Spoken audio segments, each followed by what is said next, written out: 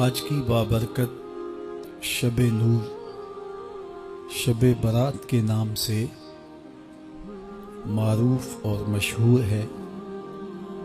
اس بابرکت شب کے دامن میں اتنی برکتیں اور اتنی رحمتیں ہیں کہ اللہ جل شانہ گناہگاروں کو جہنم کی آگ سے آزاد فرما دیتا ہے۔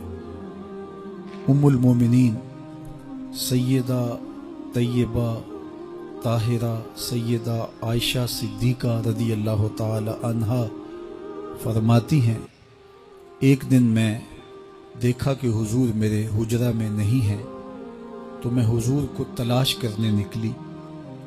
جنت البقیع میں آسمان کی طرف سر اٹھائے حضور اللہ سے التجائیں کر رہے تھے۔ مجھے دیکھا تو ارشاد فرمایا، عائشہ کیا تم نے یہ سمجھا کہ اللہ کا رسول تم سے زیادتی کرے گا؟ فرماتی ہیں، میں نے عرض کی یا رسول اللہ صلی اللہ علیہ وسلم، میں یہ سمجھا شاید آپ کسی زوجائے محترمہ کے حجرہ میں تشریف لے گئے ہیں۔ فرمایا، آج لیلۃ النصف من شعبان کی 15ویں رات ہے، درمیانی شب ہے۔ اس رات کو اللہ تعالی جل شانہ آسمان دنیا پہ نزول اجلال فرماتا ہے اور قبیلہ بنو کلب کی بکریوں کے بالوں سے زیادہ لوگوں کو جہنم کی آگ سے آزاد کر دیتا ہے۔ قبیلہ بنو کلب عرب کا بہت بڑا قبیلہ تھا جو بھیڑ بکریاں پالتے تھے اور لاکھوں کی تعداد میں ان کی بکریوں اور بھیڑوں کے ریوڑ تھے۔ تو اس قبیلے کی بکریوں کے بالوں سے بھی زیادہ گناہگاروں کو جہنم کی آگ سے آزاد کر دیا جاتا ہے۔ تو یہ وہ بابرکت شب رحمت ہے، شب نور ہے، جس کے دامن میں اتنی برکتیں ہیں کہ کوئی محروم نہیں رہتا۔ صرف وہ بد نصیب لوگ جو شرک میں مبتلا ہیں، جو سخت کینہ پرور ہیں، جو قطع رحمی کرتے ہیں، قاتل ہیں، عادی شرابی یا بدکار ہیں، انہیں اس مبارک رات میں محروم رکھا جاتا ہے، ورنہ اللہ کی رحمتوں کا عموم اس بابرکت راتوں میں اس قدر ہوتا ہے کہ کوئی گناہگار جو اس کے حضور ہاتھ دعا کے لیے اٹھاتا ہے اور اپنا دامن پھیلا کے اس کی رحمتیں مانگتا ہے، اسے محروم نہیں رکھا جاتا، بلکہ اللہ سب گناہگاروں کو جہنم کی آگ سے آزاد کر دیتا ہے۔ ایک روایت میں آتا ہے کہ اللہ لیلۃ النصف من شعبان کی 15ویں رات کو آسمان دنیا پہ اپنی رحمتوں سے جلوہ گر ہوتا ہے اور فرماتا ہے کوئی رزق مانگنے والا، میں اس کی جھولیاں بھر دوں، ہے کوئی مغفرت طلب کرنے والا، میں اس کے گناہ معاف کر دوں، ہے کوئی مجھ سے عافیت مانگنے والا، میں اس کو عافیتوں سے نواز دوں، ہے کوئی فلاں چیز مانگنے والا، ہے کوئی فلاں چیز مانگنے والا، اس کی رحمتیں آواز دیتی ہیں اور یہ آواز غروب آفتاب سے لے کر کے طلوع فجر تک مسلسل بندوں کو دی جاتی ہے، اور بندے اس کے حضور اگر دستے طلب دراز کریں، اپنی جھولی پھیلائیں، تو اللہ تعالیٰ ان کو ان کے مانگنے سے بھی زیادہ عطا فرماتا ہے۔ اس امت کو اللہ تعالیٰ نے اس طرح کی راتیں دے کر کے مغفرت، بخشش، غفران اور رحمتوں کی فراوانی نصیب کی ہے۔ میرے حضور نے ارشاد فرمایا، ایک شخص صبح سے لے کے ظہر تک مزدوری کرتا ہے، اس کو ایک قیرات ملتا ہے۔ ایک ظہر سے لے کر عصر تک مزدوری کرتا ہے، اس کا وقت تھوڑا ہے لیکن اس کو بھی ایک قیرات ملتا ہے۔ اور تیسرا شخص عصر سے لے کر مغرب تک مزدوری کرتا ہے، اس کو 2 قیرات ملتے ہیں، جبکہ اس کا وقت دونوں سے کم ہے۔ فرمایا، پہلی مثال یہود کی ہے، دوسری مثال نصارہ کی ہے، اور تیسری مثال میری امت کی ہے کہ اس کو تھوڑے عمل پر زیادہ ثواب دیا جاتا ہے۔ تو یہود اور نصارہ نے اس پہ برا منایا تو حضور علیہ السلام نے فرمایا کہ اللہ نے ان کے اجر میں تو کمی نہیں کی، لیکن مسلمانوں کو زیادہ اجر دے دیا، تو یہ اس کی کرم نوازی ہے۔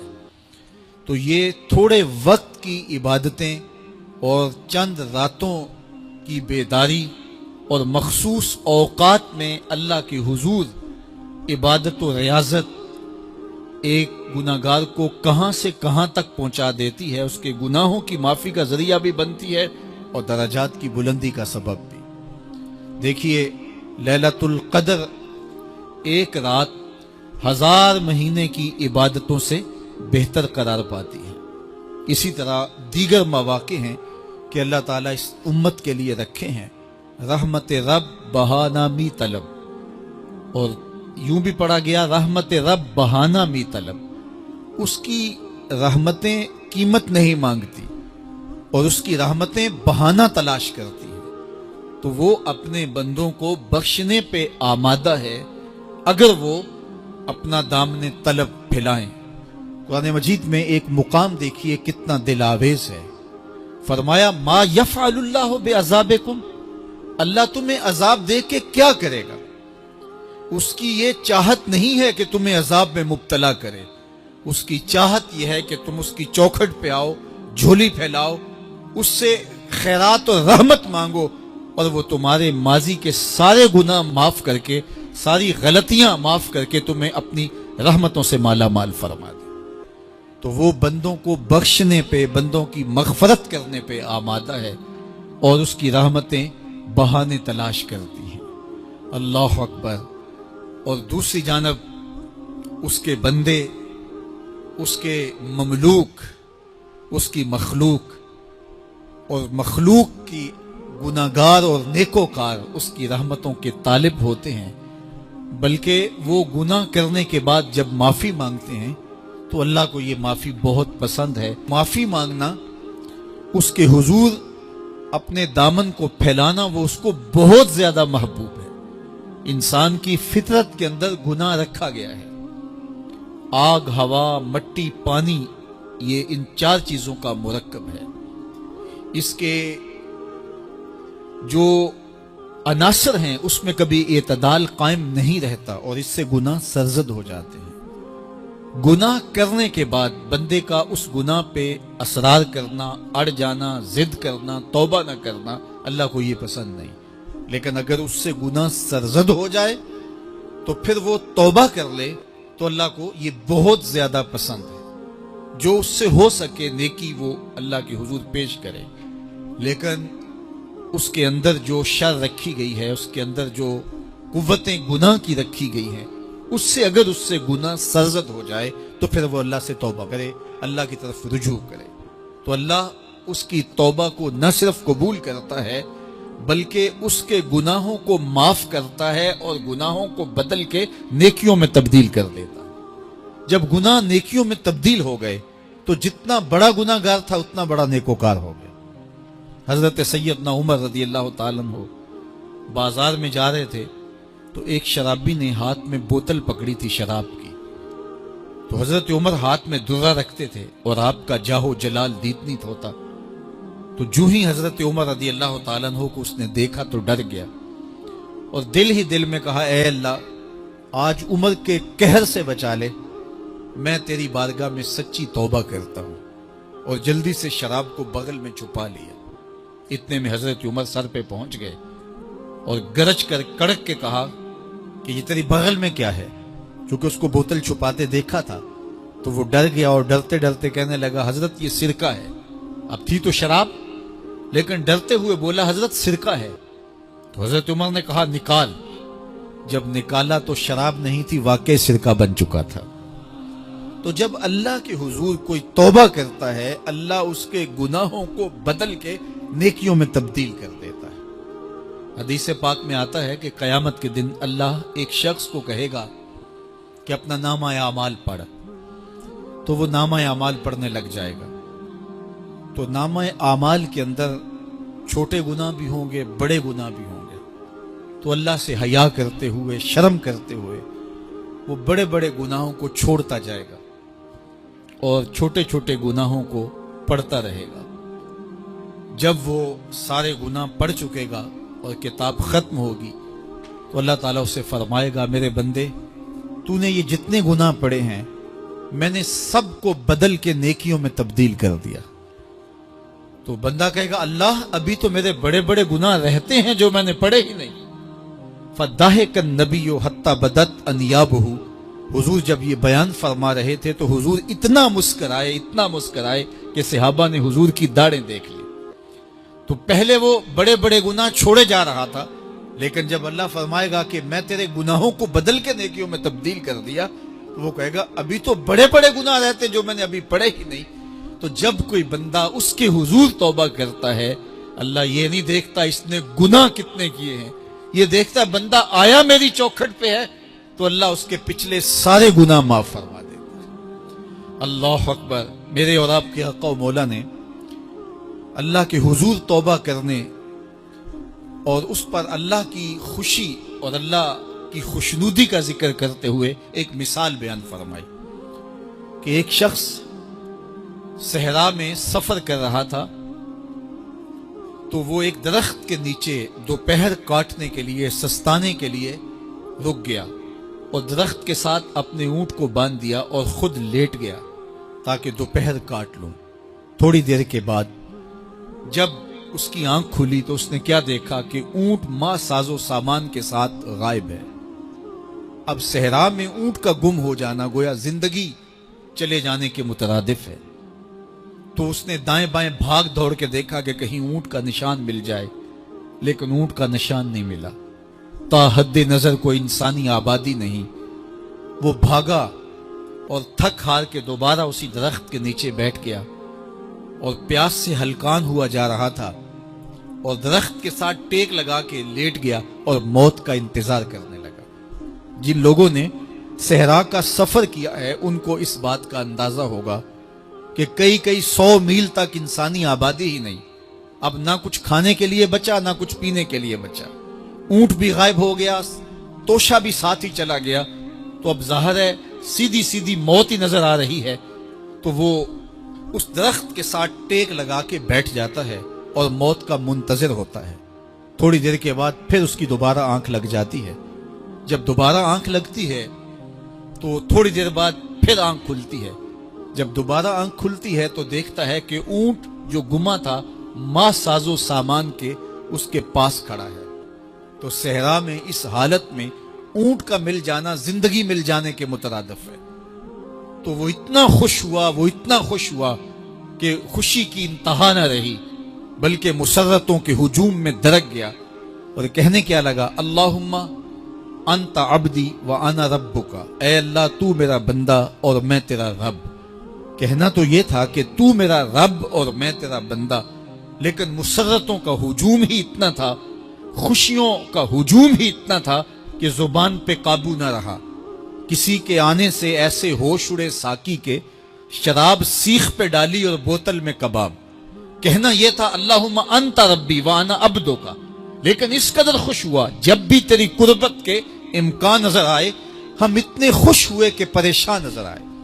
تو کہنا یہ تھا کہ اے اللہ تو میرا رب اور میں تیرا بندہ، لیکن خوشیوں کے ہجوم میں وہ کہتا ہے اللہم انت عبدی وانا ربک، اے اللہ تو میرا بندہ اور میں تیرا رب۔ حضور یہ بات بیان کرنے کے بعد صحابہ سے پوچھتے ہیں کہ ذرا بتاؤ اس بندے کو کتنی خوشی ہوئی کہ خوشی میں زبان بھی قابو نہ رہی اور اپنے آپ پہ کنٹرول نہ رہا، اور خوشیوں کے ہجوم میں اسے یہ بھی پتہ نہیں چل رہا کہ وہ کیا بول رہا ہے۔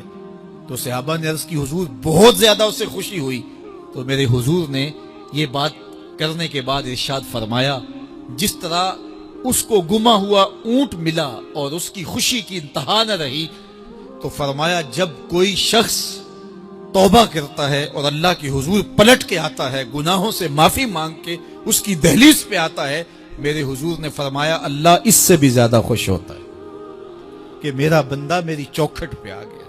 آپ نے نام سنا ہوگا محمود غزنوی اور ایاز کا، ان کا باہم محبت کا رشتہ بہت گہرا تھا۔ अयाज टूट के चाहता था बादशाह को। अब दीगर मुसाहिबीन हसद करते थे, बुग़्ज़ रखते थे, वो कहते थे ये कोई क्या इसमें करिश्मा और कमाल है कि बादशाह इसको इतना ही चाहता है। तो बादशाह जब उन वज़ारा का, मशीरों का हसद हद से बड़ा हुआ देखा तो एक दिन सबको अपने दरबार में हाजिर किया। दरबार में एक तालाब था, तो उसमें मुट्ठी भर के मोतियों की फेंक दी और एक एक वजीर को कहा कि ये मोती निकाल के लाओ और ये ख्याल करना कि तुम्हारा लिबास भी, तुम्हारा बदन भी नहीं भीगना चाहिए। तो सबने कहा कि ये अजीब बात है कि हौज की तह से मोती निकाल के लाएं और लिबास भी ना भीगे और बदन भी ना भीगे, ये तो लाजमी होगा। फिर दूसरे वजीर को कहता कि ये मोती निकाल के लाओ, तुम्हारा लिबास भी नहीं भीगना चाहिए, तुम्हारा बदन भी नहीं भीगना चाहिए। तो वो आगे से हुज्जत करता, ये कैसे हो सकता है कि बदन भी और लिबास भी ना भीगे और मोती भी निकाल लाऊं। तीसरे को, चौथे को, पांचवें को, हर एक आगे से हुज्जत करे, ये कैसे हो सकता है। फिर अयाज आ गया तो बादशाह ने अयाज को कहा कि ये मोती निकाल के लाने हैं और तुम्हारा लिबास भी और तुम्हारा बदन भी नहीं भीगना चाहिए। अयाज ने फौरन छलांग लगाई और मोती निकाले। जब बाहर निकला तो बदन और लिबास पानी से नुचड़ रहा था। तो ऐसे मोती बादशाह को पेश किए और बदन कप कपा रहा था। तो बादशाह बड़े गुस्से से कहा कि अयाज, तुम्हारा बदन भीग गया, तुम्हारे कपड़े भी भीग गए। मैंने कहा था लिबास भी नहीं भीगना चाहिए, कपड़े भी नहीं भीगने चाहिए। तो अयाज बड़ी लजाजत से अर्ज करने लगा, बादशाह सलामत, आपके दो हुक्म थे, एक ये कि मोती निकाल के लाने हैं, दूसरा हुक्म ये था कि लिबास और कपड़े भीगने नहीं चाहिए। तो एक हुक्म मैंने पूरा कर दिया है, दूसरे की माफी चाहता हूं। तो साहिब, अल्लाह ने हजरत इंसान के सीने में जज्बात का एक जहां आबाद किया है। शैतान को भी इंसान के पीछे लगा दिया, इसकी आजमाइश के लिए, इसके इम्तिहान के लिए। नफ्स भी इसके अंदर मौजूद है और दूसरी जानब इसको गुनाहों से मना भी किया और नेकी की तलकीन भी की। अब कितनी मुश्किल जिंदगी है हजरत इंसान की। आई जान शकंजे अंदर जिवें वेलने दे विच गन्ना। कितनी मुश्किल जिंदगी है। ख्वाहिशें हैं कि आवारा हैं, आरजुएं हैं कि बेकाबू हैं, और दूसरी जानिब अल्लाह का हुक्म है। अब क्या करे? तो गुनाह करने के बाद फिर अल्लाह के हुजूर तौबा कर ले, जो मुमकिन हो वो नेकी करे और गुनाह से मकदूर बचने की कोशिश करे। लेकिन बशरी तकाजों के तहत अगर उससे गुनाह कभी सरजद हो जाए तो उस पर अकड़े ना और उस पर मुसर ना रहे, उस पर असरार ना करे, बल्कि फौरन अल्लाह के हुजूर तौबा करे।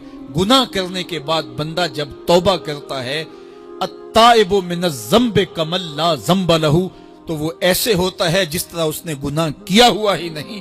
बंदा 100 बार गुनाह करके तौबा करे, अल्लाह 100 बार माफ फरमा दे। वो करीम है, 70 माओं से ज्यादा प्यार करता है। तो बंदे उसकी दहलीज पे जब तौबा करते हैं, रुजू करते हैं और उससे माफी मांगते हैं, तो वो ये नहीं देखता कि ये गुनाहगार कितना बड़ा है, वो ये देखता है कि ये मेरी दहलीज पे आया है और उसके माँ कबल के सारे गुनाह माफ भी करता है, बल्कि गुनाहों को बदल के नेकियों में भी तब्दील कर देता है। आइए अब कुरान मजीद में उन लोगों की कहानी भी पढ़िए जो अपनी जिंदगी को अपने मालिक के नाम लगा चुके हैं और उनसे अगर कोई मामला सरजद हो जाता है तो वो किस कदर अल्लाह से डरते हैं। वल्लज़ीना यूतूना मा आतो व कुलूबुहुम वजिला अन्नहुम इला रब्बिहिम राजिऊन। फरमाया कि वो लोग जब उनसे कोई खता सरजद हो जाती है, कोई गुनाह हो जाता है, तो उनके दिल लरस जाते हैं, खौफे खुदा से वो कांपने लग जाते हैं। अन्नहुम इला रब्बिहिम राजिऊन, तो वो अपने रब की तरफ रुजू करने वाले होते हैं। अगर उनसे कभी कोई गुनाह सरजद हो जाए, उनसे कोई गलती सरजद हो जाए, तो फिर उस पर जिद नहीं करते, उस पर मुसर नहीं हो जाते, उस पर हुज्जतें और दलीलें नहीं लाते, बल्कि वो क्या करते हैं, फौरन अल्लाह के हुजूर रुजू करते हैं और माफी मांगते हैं। और अल्लाह को ये बहुत पसंद है कि कोई मुझसे माफी मांगे और अल्लाह उन्हें माफ कर देता है। अल्लाह अकबर। हजरत अब्दुल्ला इब्ने मसऊद रदी अल्लाह ताला अन्हु फरमाते हैं कि मोमिन की ये शान है कि जब वो गुनाह कर बैठे تو وہ یوں محسوس کرتا ہے جس طرح پہاڑ تلے آ گیا ہے۔ یہ اس کی کیفیت ہے کہ گناہ کرنے کے بعد، نافرمانی کرنے کے بعد اس کا دل لرز اٹھتا ہے۔ وَقُلُوبُهُمْ وَجِلَةٌ، ان کے دل خوف خدا سے لرزنے لگ جاتے ہیں کہ ہم سے یہ گناہ کیوں سرزد ہو گیا، یہ تو اللہ کی ناراضگی کا سبب ہے۔ تو حضرت عبداللہ ابن مسعود فرماتے ہیں یوں محسوس کرتے ہیں جس طرح پہاڑ تلے آ گیا ہے اور پہاڑ ابھی گر جائے گا اور انہیں کچل دے گا۔ تو وہ جلدی جلدی تلافی کرتے ہیں، توبہ کرتے ہیں، رجوع اللہ کرتے ہیں تاکہ ہمارا گناہ معاف ہو جائے۔ اور منافق کی مثال بھی بیان کی گئی، جب وہ گناہ کرتا ہے تو یوں محسوس کرتا ہے جیسے بدن پہ مکھی بیٹھی تھی، ہلکے اشارے سے اڑا دی۔ سویر سے لے کر شام تک کتنی بار ہم اپنے بدن پہ بیٹھی مکھیاں اڑا دیتے ہیں اور ہمیں شام کو یاد بھی نہیں ہوتا کہ یہ عمل ہم نے کتنی بار کیا ہے۔ میں اور آپ اپنے اندر اتر کر کے دیکھ سکتے ہیں ہماری کیفیت باطن کیا ہے۔ نمازیں چھوڑی، جھوٹ بولا، غیبت کی، چغلی کی، کسی کا دل دکھایا، کسی کو تکلیف دی، گالی گلوچ کیا، سب و شتم کیا، سویر سے شام تک کیا کیا گناہ کیے۔ کبھی خیال بھٹکے، کبھی سوچیں آوارہ ہوئیں، کبھی نگاہوں نے بدکاریاں کی، کبھی زبان نے جرم کیے، اور شام کو ہمیں یاد بھی نہیں ہوتا کہ آج ہم نے کیا کیا جرائم کیے، آج ہم نے کیا کیا گناہ کیے۔ اگر ہماری یہ کیفیت ہے تو یہ عملی نفاق ہے کہ بدن پہ مکھی بیٹھی اور اڑا دی۔ اور اگر ہماری کیفیت یہ ہے کہ گناہ کے بعد یہ محسوس ہوتا ہے کہ ہم پہاڑ تلے آ گئے اور اللہ کی ناراضگی ہم نے مول لے لیے اور جلدی جلدی توبہ کر کے رجوع کرنے کی جانب بڑھتے ہیں، تو پھر مبارک ہو۔ نہیں تو مجھے اور آپ کو اپنا محاسبہ کرنا چاہیے، ہمارے دلوں پر زنگ چڑھ گئے ہیں اور ہماری کیفیت یہ ہو گئی ہے کہ گناہ کرنے کے بعد بھی ہم ڈٹے رہتے ہیں۔ جبکہ زندگی اصحاب رسول کی دیکھیے ان سے بھی کبھی کوئی خطا سرزد ہو جاتی تو وہ فوراً اس گناہ کی تلافی کے لیے حضور کی بارگاہ میں حاضر ہو جاتے۔ حضرت ابو لبابہ رضی اللہ تعالیٰ عنہ نے اپنے آپ کو مسجد نبوی کے ستون کے ساتھ بندھوا دیا اور کہا کہ جب تک میری معافی نہیں ہوگی تب تک اپنے آپ کو کھلواؤں گا نہیں۔ اور پھر جب ان کی بخشش کا اعلان ہوا تو پھر حضور کے ہاتھوں سے اپنے آپ کو انہوں نے کھلوایا۔ ایک خاتون حضور کی خدمت میں حاضر ہوئی اور عرض کی، یا رسول اللہ صلی اللہ علیہ وسلم، مجھ سے بدکاری سرزد ہو گئی ہے اور میرے پیٹ میں بچہ ہے اور میں چاہتی ہوں کہ آخرت کی سزا کی بجائے دنیا کے اوپر اس کی سزا مجھے دے دی جائے تاکہ میں پاک ہو جاؤں اور صاف ہو جاؤں، کیونکہ آخرت کی سزائیں بہت سخت ہیں۔ اللہ کے محبوب علیہ السلام نے جبریل امین سے ایک دن پوچھا تھا مجھے جہنم کے عذابوں کا ذکر سناؤ، تو عرض کی، یا رسول اللہ صلی اللہ علیہ وسلم، سب سے ہلکا عذاب، اخف العذاب، ہلکا ترین عذاب یہ ہے کہ جہنمی کے پاؤں میں آگ کے جوتے رکھے جائیں گے، باقی اس کے پورے بدن پہ آگ نہیں ہوگی، صرف آگ کے جوتے اس کو پہنائے جائیں گے، لیکن اس کی حدت، گرمی اور شدت اتنی ہوگی، یغلی منہما دماغہ، اس کی شدت سے اس کا دماغ پگھل کر ناک اور کانوں کے ذریعے سے باہر آنا شروع ہو جائے گا۔ یہ سب سے ہلکے عذاب کی کیفیت ہے، اور جو عذاب سخت ہیں الیاذ باللہ۔ اللہ تعالیٰ قرآن مجید میں فرماتا ہے ثم لا يموت فیہا ولا یحیا، اس بڑے عذاب کا ذکر کیا جو جہنمیوں کو دیا جائے گا، فرمایا اس عذاب کی کیفیت یہ ہوگی بندہ نہ جیے گا نہ مرے گا۔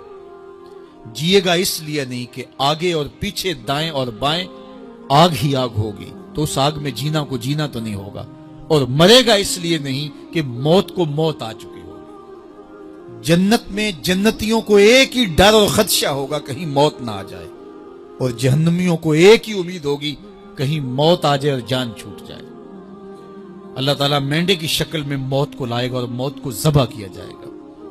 جنتی جنت سے اور جہنمی جہنم سے دیکھ رہے ہوں گے، جب موت کو ذبح کر دیا جائے گا اب موت نہیں ہے، تو جنتی اتنے خوش ہو جائیں گے کہ اگر موت کو موت نہ آئی ہوتی تو یہ خوشی سے مر جاتے، اور جہنمی اتنے مایوس، دکھی اور پریشان ہوں گے کہ اگر موت کو موت نہ آئی ہوتی تو یہ صدمے سے مر جاتے۔ تو وہ کتنا سخت عذاب ہوگا، الیاذ باللہ، کہ ہلکے ترین عذاب کی کیفیت یہ ہے کہ پاؤں میں آگ کا جوتا اور دماغ پگھل کے ناک اور کانوں کے راستے سے باہر آ جائے۔ تو اس نے عرض کی، یا رسول اللہ صلی اللہ علیہ وسلم، میرے اوپر حد جاری کر دیجئے۔ اور اس نے کہا کہ میرے پیٹ میں جو ہے وہ بچہ ہے۔ اللہ کے محبوب علیہ السلام نے فرمایا، جاؤ جب بچہ پیدا ہو تو پھر آنا۔ وہ چلی گئی۔ تو جب بچہ پیدا ہوا تو گود میں اٹھائے پھر حضور کی خدمت میں حاضر ہوئی اور عرض کی، یا رسول اللہ، یہ ہے بچہ جو میں نے گناہ کیا تھا، بدکاری کی تھی، آج یہ اس کی نشانی ہے۔ تو اللہ کے محبوب علیہ السلام نے فرمایا کہ اسے لے جاؤ اور اسے دودھ پلاؤ، اور جب یہ کچھ کھانے پینے لگ جائے گا تو پھر آنا۔ تو تھوڑی دیر کے بعد، کچھ دنوں کے بعد، وہ دوبارہ حاضر ہوئی اور اس نے اس بچے کے ہاتھ میں روٹی کا ٹکڑا دیا ہوا تھا اور عرض کی، یا رسول اللہ، دیکھ لیجئے اب یہ روٹی کھانے لگ گیا ہے۔ اللہ اکبر۔ تو اللہ کے محبوب نے فرمایا، انہیں لے جاؤ اور جا کے انہیں سنگسار کر دو۔ اس کی یہ حد بنتی تھی، اس کو سنگسار کیا اور اس نے خود یہ سزا اپنے لیے قبول کی۔ مائز ابن مالک اسلمی عرض کی، یا رسول اللہ، طہرنی، مجھے پاک کر دیجئے۔ میرے حضور نے فرمایا، جاؤ اللہ سے معافی مانگو۔ وہ گئے اور معافی مانگی، بے چینی اتنی تھی، پھر آ گئے اور عرض کی، طہرنی یا رسول اللہ، حضور مجھے پاک کر دیجئے۔ فرمایا، جاؤ اللہ سے معافی مانگو۔ وہ گئے، معافی مانگی، پھر پلٹ آئے، تیسری مرتبہ، چوتھی مرتبہ۔ آقا کریم نے فرمایا، فیما اطہرک، تمہیں کہا اللہ سے معافی مانگو، کریم ہے، معاف کر دے گا، تم پھر پلٹ آتے ہو، تمہیں کس جرم سے پاک کروں؟ قال من الزنا، عرض کی، مجھ سے بدکاری ہو گئی ہے اور میں چاہتا ہوں کہ دنیا پر فارغ ہو جاؤں۔ حضور نے فرمایا کہ اس کا توازن عقلی تو ٹھیک ہے۔ عرض کی، حضور صحیح الحواس ہے۔ کہا کہ یہ نشے میں تو نہیں کہہ رہا، کسی نے اٹھ کے منہ سونگا؟ کہا حضور ایسی بات بھی نہیں ہے۔ فرمایا، تم سوچ لو کیا کہہ رہے ہو؟ کہا حضور جو میں کہہ رہا ہوں وہ سچ کہہ رہا ہوں، مجھ سے گناہ سرزد ہو گیا اور میں چاہتا ہوں کہ دنیا پر ہی فارغ ہو جاؤں۔ اللہ کے محبوب علیہ السلام نے فرمایا کہ انہیں سنگسار کر دو۔ مائز ابن مالک اسلمی کو سنگسار کر دیا گیا۔ جب ان کا جنازہ اٹھا تو حضور بھی جنازے کے جلوس میں تھے۔ کسی کی زبان سے نکلا، لو مائز نے گناہ کیا تھا، بس یہ بات سننے کی دیر تھی، اللہ کے محبوب کے چہرے پہ جلال آ گیا۔ فرمایا، خبردار اگر کسی نے میرے مائز پہ بات کی، میرے مائز نے ایسی سچی توبہ کی ہے، اگر روئے زمین کے تمام مسلمانوں میں بانٹ دی جائے، لکفاہم، سب کی مغفرت ہو جائے، کہ انہوں نے اپنے آپ کو خود پیش کیا ہے۔ اب مائز ابن مالک کا جنازہ اللہ کے رسول نے خود پڑھایا، بلکہ مسلم کتاب الحدود میں ہے کہ ان کے جنازے کے دوسرے دن یا تیسرے دن حضور ان کے ہاں تشریف لے گئے، اور جب آقا گئے وہم جلوسن، تو لوگ وہاں بیٹھے ہوئے تھے، تو میرے آقا نے فرمایا، استغفروا لمائز، مائز کے لیے بخشش اور مغفرت کی دعا کر۔ تو یہ بات ذہن نشین کیجئے کہ یہ وہ لوگ تھے کہ جن سے کبھی کوئی گناہ سرزد ہو جاتا تو وہ جلد توبہ کرتے، اور اس کی بڑی سے بڑی حد اور سزا بھی ہوتی تو وہ بھی کاٹنے کے لیے تیار ہو جاتے۔ میں اور آپ دیکھیں کہ ہماری زندگی میں اگر گناہ ہیں اور ہمیں سچی توبہ کی توفیق بھی نصیب نہیں ہے تو پھر ہم سوچ لیں کہ ہم کہاں کھڑے ہیں۔ دیکھیے، اللہ دلوں کے بھید جانتا ہے۔ سچی توبہ یہ ہے کہ جو کیے پر ندامت ہو اور آئندہ نہ کرنے کا عزم مصمم ہو، پکا ارادہ ہو کہ یہ گناہ زندگی میں دوبارہ نہیں کروں گا۔ الگ بات ہے کہ پھر دوبارہ اس سے سرزد ہو جائے، لیکن جب وہ توبہ کر رہا ہو تو اس وقت اس کا پختہ عزم ہو اور اس کے دل کے کسی گوشے میں نہ ہو کہ چلو میں توبہ کر لیتا ہوں اور پھر ہو گیا تو پھر کر لوں گا۔ پکا عزم ہو کہ دوبارہ یہ گناہ نہیں کروں گا۔ اور اگر زبان سے توبہ توبہ کر رہا ہو اور دل میں ہو کہ ٹھیک ہے یہ تو صبح بھی مجھ سے عمل بد سرزد ہونا ہے، تو اللہ تعالیٰ سے یہ مذاق کرنے والی بات ہے، اور اللہ تعالیٰ سے جو مذاق کرتا ہے وہ کہاں کھڑا ہے وہ خود سوچ لے۔ وہ کیا کسی نے کہا تھا کہ توبہ کی، پھر توبہ کر کے توڑ دی، میری اس توبہ پہ توبہ توبہ توبہ کر اٹھی۔ تو ایسی توبہ نہیں ہے کہ جو رسماً کسی مجلس میں چلے گئے، کسی اجتماع میں چلے گئے تو سب لوگوں نے توبہ توبہ کی تو وہ بھی توبہ توبہ کرتا رہا، لیکن اس کا عزم مصمم پختہ ارادہ نہیں تھا گناہوں کو چھوڑنے کا، تو یہ توبہ نہیں، یہ مذاق ہے۔ اس لیے اللہ کے حضور سچی توبہ یہ ہے کہ کہ ما قبل کے گناہوں سے ندامت پیدا ہو جائے اور سچے دل سے ارادہ کیا جائے، پختہ عزم کیا جائے کہ دوبارہ میں یہ گناہ نہیں کروں گا۔ یہ الگ بات ہے کچھ عرصے بعد اس سے پھر سرزد ہو جائے، پھر وہ گناہ ہو جائے، تو پھر وہ پکی توبہ کرے، تو 100 بار بھی گناہ کرے گا، 100 بار بھی توبہ کرے گا، اللہ 100 بار قبول